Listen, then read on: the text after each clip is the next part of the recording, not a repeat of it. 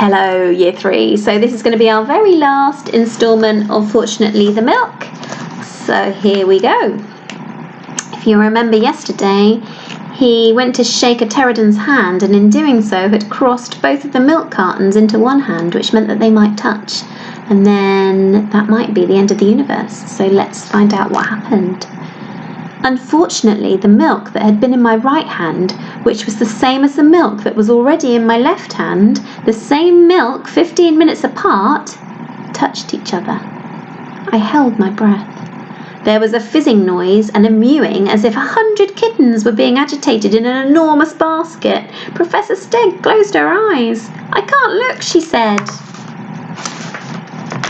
3 purple dwarfs with flower pots on their heads appeared from nowhere and began to do a little dance. There they are, doing their little dance.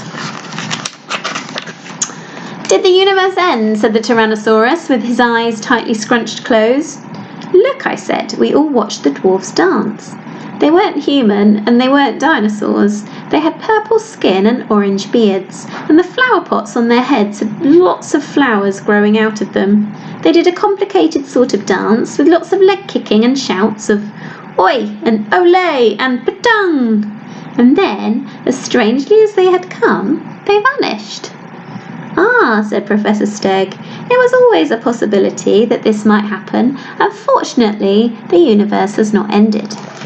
She pressed the button again with her tail. A small hole in space and time opened up.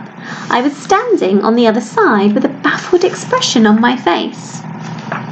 "Catch!" I shouted, and threw the milk through the hole. As the portal closed, I saw me catch the milk using my stomach. The green, globby aliens, having been rounded up and taken away by the space dinosaurs, gathered around. "I can't believe it," said the Diplodocus. "Professor Stegg, just like in the comics, the dinosaur who taught us that in the far future, small mammals will eat their breakfast cereal with milk on it. Inventor of the button, she's here in front of us with her gorilla." "Not a gorilla, but a human father," said Professor Stegg, and all the other dinosaurs gasped and said things like, "How wise she is," and "What a brain," and "How can you tell the difference between that creature and a gorilla? Is it the shoes?" Professor Stegg said, "This human father has been my companion on my strange journey into the future. Now before I take my leave of him and come with you, oh space dinosaurs, we should sing to him one of the great old dinosaur songs." They sang me a song in a 6-part harmony called "How Do You Feel This Morning When You Know What You Did Last Night?" Then they sang me a song called "Don't Go Down to the Tar Pits, Dear, Because I'm Getting Stuck on You." The Galactic Police dinosaurs sang me a song about being galactic police and saving people all over the universe and driving very fast space bikes. And then they all sang a song called "I've Got a Lovely Bunch of Hard, Hairy, Wet, White Crunchers," which was an ancient dinosaur song that had apparently been written by Professor Stegg's Aunt Button. "There is nothing in the whole of creation as beautiful as dinosaurs singing in harmony. Now," said Professor Stegg, "I shall go off in my floaty ball person carrier with my newfound dinosaur space patrol friends. I shall explore the universe, and then I shall return to my own time and write a book about it." "You actually write several books," said the Diplodocus. "Professor Stegg's Guide to Everything in the Whole of the Future was my favourite. It's very inspirational." I said goodbye to all the dinosaurs. I thanked Professor Stegg for saving my life.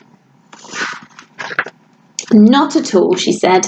"We were both fortunate that you had the milk with you. It is not every container of milk that saves the world, after all." "That was me that saved the world," I said, "not the milk." The space dinosaurs all had their pictures taken holding the milk and smiling at the camera. There they all are. "What are you going to do with the milk?" they asked me. "Are you going to put it in a museum?" "No, I am not," I told them. "I'm going to give it to my children for their breakfast cereal, and possibly I will pour some into my tea." Professor Stegg nipped back up the rope and climbed into the basket of her balloon. The last I saw of her, or any of them, the hole inside of the flying saucer was fading into light, so bright I had to close my eyes and look away. And then I was standing at the back door of our house, none the worse for wear. Fortunately, the dinosaurs had given me back the milk after they had taken their photos with it. So I came in, and here I am. There is Dad, holding his milk. That was what my dad said. I looked at my sister, and my sister looked at me. Then we both looked around the kitchen, at the calendar on the wall with hot air balloons on it, at my dinosaur models and my sister's ponies, at my sister's vampire books, at the picture of a volcano I had painted when I was little last year, and which is still up on the wall by the fridge. Look, there are some of the pictures. We looked at these things, and we looked at my dad. You know, we don't believe any of this, said my sister. We don't, I told him, not any of it. Especially not how you saved the world from being remodelled, or the pirates, not any of it, I said. My father shrugged. Suit yourselves, he said, but it was all true, and I can prove it. How? Yes, how? Asked my little sister. Well, said my father, putting it down on the kitchen table, here's the milk. And he went back to reading his paper. There you go. What do you think? Do you think he was telling the truth, or do you think he was making up lots of stories that explained why he'd been gone so long? That's up to you to decide. And that is the end of Fortunately the Milk. Bye for now.